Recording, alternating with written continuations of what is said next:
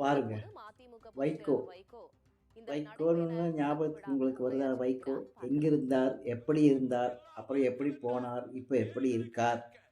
இதெல்லாம் தமிழக மக்கள் பார்த்து கொண்டு தான் இருக்காங்க. இப்போ அவரு நடைப்பயணம் போறார். இந்த நடைப்பயணம் ஒரு விசேஷமான நடைப்பயணம். அதாவது ம போதைப்பொருள் ஒழிப்பு, விழிப்புணர்வு நடைப்பயணம்.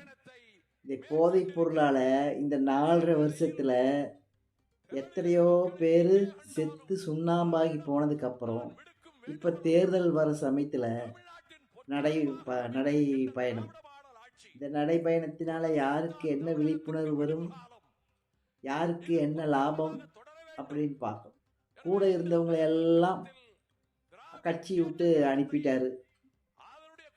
அவங்க உதயசூரியன் சின்னத்திலேயே இருந்து நின்னு தேர்தல்ல நின்னு ஜெயிச்சு, அவங்க குடுக்குற ஏதோ ஒரு சீட்டு 2 சீட்டுக்காக தன்னுடைய கட்சியே அடமானம் வச்சு, எத்தனையோ தொண்டர்கள் இவரு பின்னால போன தொண்டர்கள்லாம் தீக்குளித்து இறந்து போயி, எவ்வளவு வேதனையான சம்பவங்கள்லாம் நடந்து முடிஞ்சதுக்கப்புறம், மீண்டும் அங்கேயே போயி, ஒரு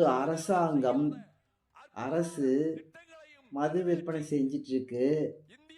அது கேட்கறதுக்கு எந்த விதமான வக்கில்ல.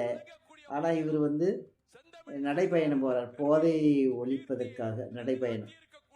இதெல்லாம் என்ன என்ன மாதிரி இருக்குது? சாத்தான் வேதம் ஓதுன்னு ஒரு பழமொழி சொல்லுவாங்க. அந்த மாதிரிக்காக தான் இது. எப்படி இருந்த வைகோ இப்படி ஆயிட்டாரேன்னுட்டு தமிழக மக்கள் எல்லாருமே கேட்டுட்டு இருக்காங்க. இது நடைப்பயணம் போறதுனால என்ன நடக்க போகுது? எவ்வளவு 4 1/2 வருஷமா ஒழிக்காத போதை, இவர் நடைப்பயணம் போய் ஒழிஞ்சு போயிருமா? அல்லது இன்னும் ஒரு 2, 3 மாசம் 4 மாசத்துல ஒழிஞ்சு போயிருமா? இதெல்லாம் என்ன பித்தலாட்டமா இருக்குங்க இல்லையா? பித்தலாட்ட அரசியலா இருக்கு. பொற்காலமான தமிழகம் அப்படிங்கிறாரு. இத சாகிறது, போதையில சாகிறது, மதுவுல திண்டாடுறது, இதெல்லாம் தான் பொற்காலமா? இதை பத்தி எல்லாம் எதுவுமே இதுவரைக்கும் பேசல அவரு. இப்பதான் நடைப்பயணத்துக்கு போது தான் தேர்தல் வந்துருச்சுன்னு உடனே அப்படியே கிளம்பிடுறது. ஒவ்வொருத்தரா அப்படி கிளம்ப வேண்டியது. ஏதாவது ஒரு தலைப்பு குடுத்து அப்படியே கிளம்பிற வேண்டியது.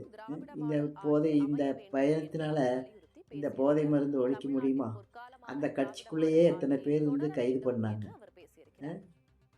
அப்பல்லாம் இவர் வாயே திறக்கலையே! அப்பல்லாம் எதுவுமே பேசவே இல்லையே! இப்போ இப்போ